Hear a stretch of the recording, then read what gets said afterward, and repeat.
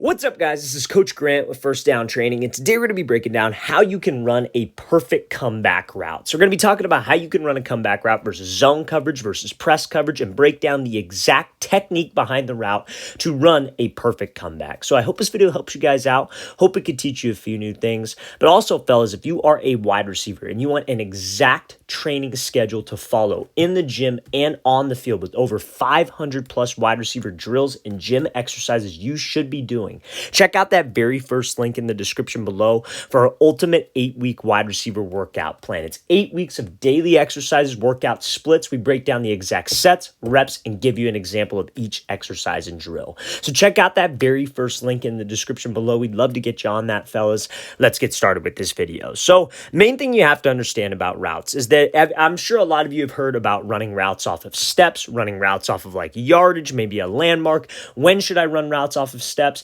And anytime and for any route, if you're facing zone coverage like so, like Amari Cooper is facing right here, that is when the route is ran off of steps. Now, when that guy walks down and walks in front of your face, that's when the route is ran off of yardage in a landmark, as we call it. Now, the things that you have to know about that is mainly the foot that you are going to have to break on, how you should be getting into the break, and what specific step you should be breaking on. And that's mainly what we're going to be focusing on today.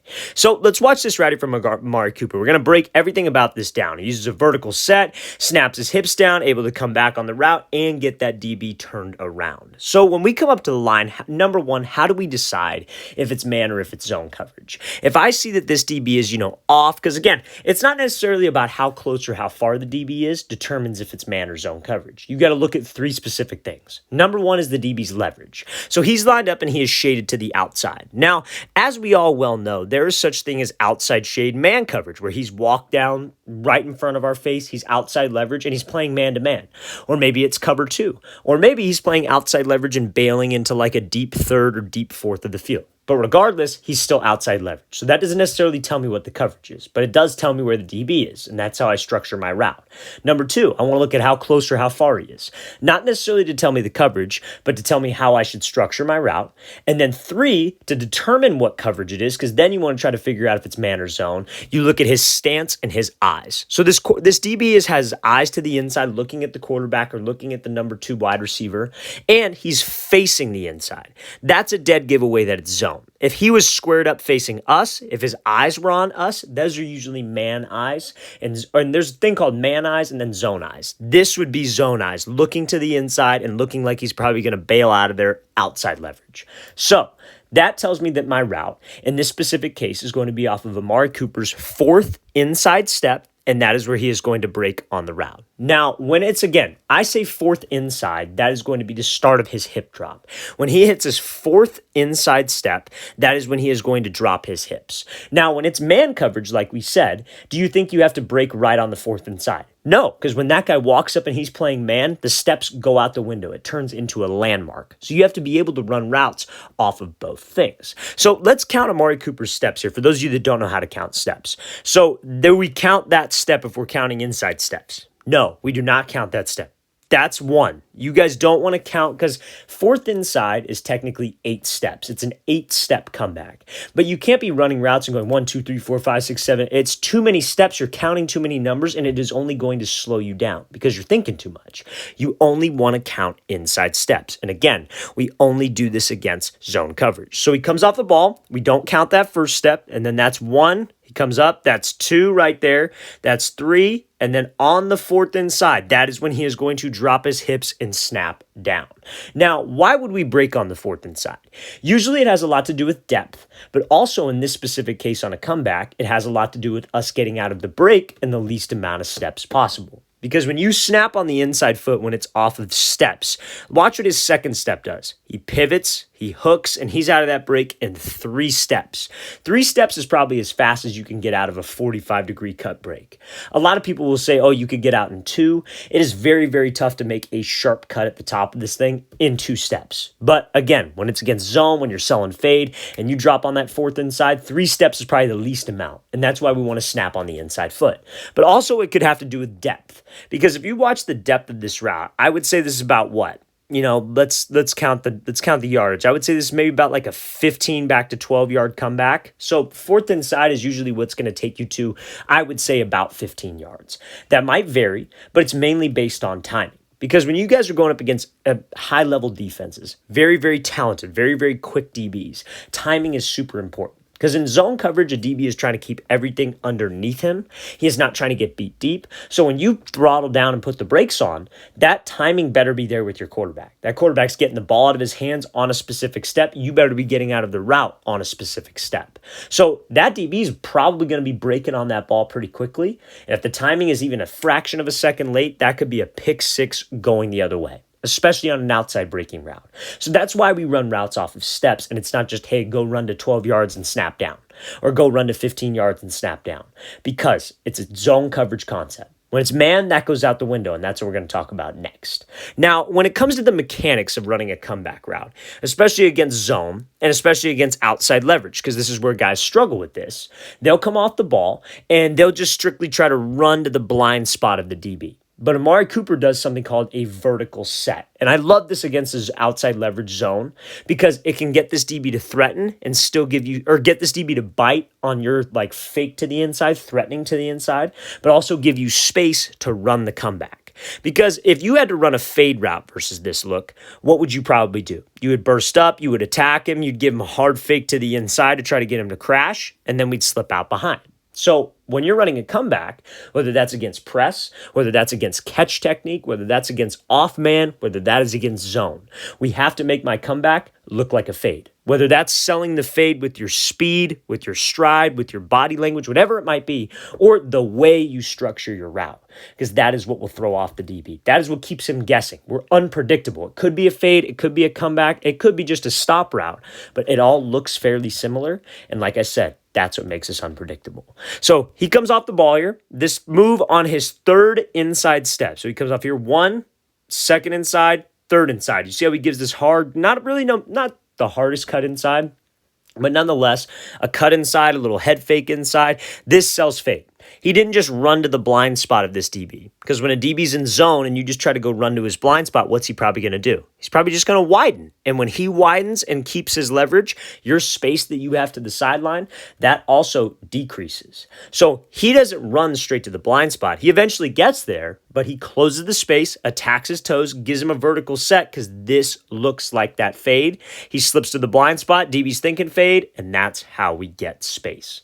So number one thing on a comeback, zone, man, off man. We got to make this thing look like a fade, number one. Now let's go back to the very stop. I'm going to play this thing again full speed, and then we will talk about press coverage. So fellas, I wanted to discuss this mainly to understand why we run routes off of steps, how to run routes off of steps, and when to do it, and then obviously the technique behind running a comeback route against zone.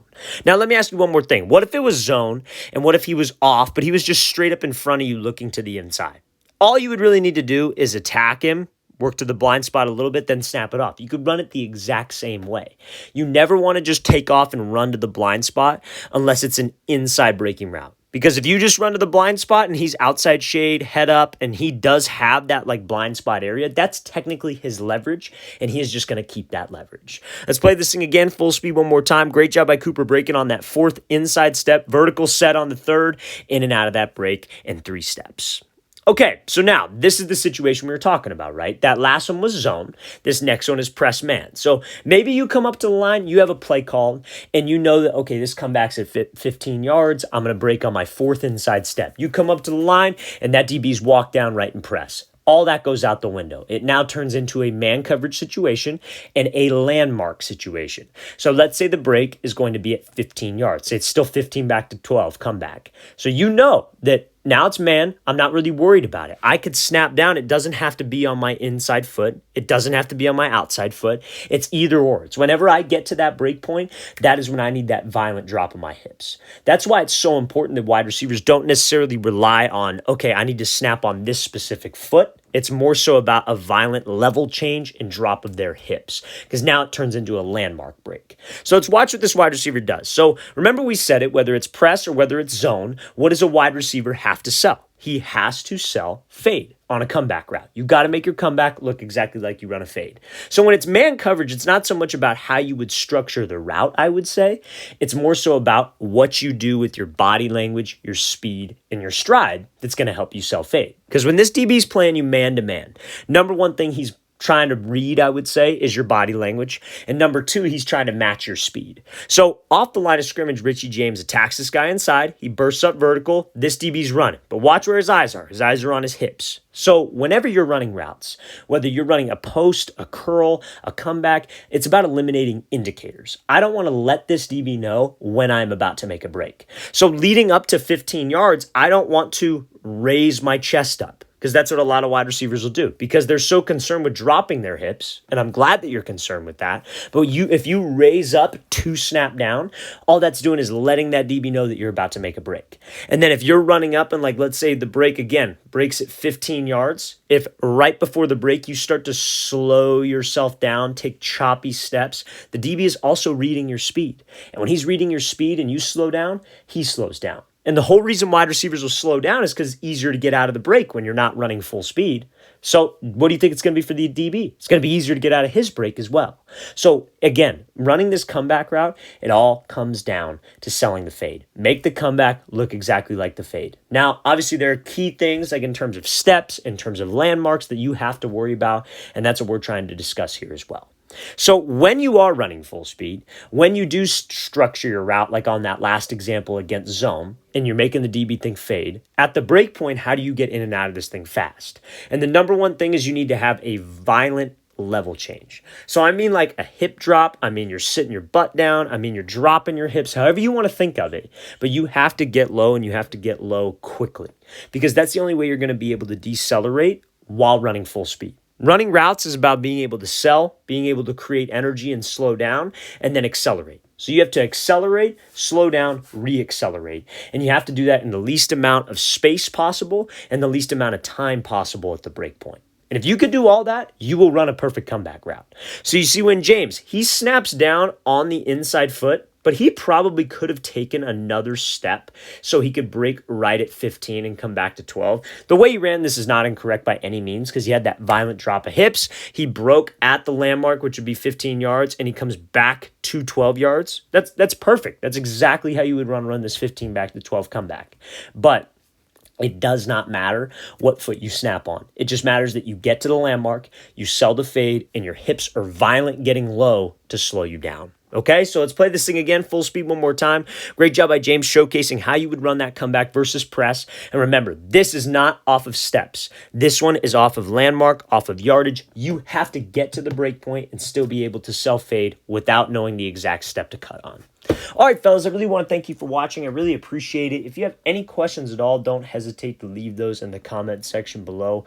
We always appreciate the feedback. It's always great to hear from you guys. And again, fellas, if you would like an 8-week wide receiver gym and field workout schedule, everything you can do on the field and in the gym, if you're a wide receiver, check out that very first link in the description below. We'd love to get you out there, or we'd love to have you on this program. I'll see you guys next time.